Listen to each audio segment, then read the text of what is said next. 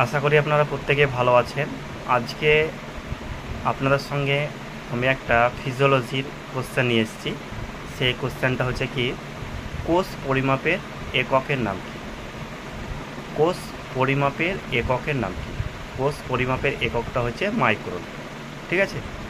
মিলিমাইক্রন এবং অ্যামস্ট্রন, এই তিনটি দ্বারা পরিমাপ করা হয়। আমরা বেশিরভাগই লিখে থাকি পরীক্ষাতে মাইক্রন। মাইক্রনটাও লিখলে হবে, অ্যামস্ট্রন লিখলে হবে, মিলিমাইক্রন লিখলে হবে, ঠিক আছে? আর এর থেকে বিস্তারিত শর্ট ভিডিওতে করা সম্ভব নয়, তাহলে এখান থেকে শেষ। ভিডিও ভালো লাগলে অবশ্যই একটা লাইক দিবেন, আমার চ্যানেলের সঙ্গে থাকবেন, আর চ্যানেলটাকে অবশ্যই সাবস্ক্রাইব করতে হবে। আর আমার চ্যানেলে মাধ্যমিকের ক্লাস 10-এর কিছু অঙ্ক করানো আছে এবং অনেক কিছু সায়েন্স রিলেটেড কোশ্চেনও আছে।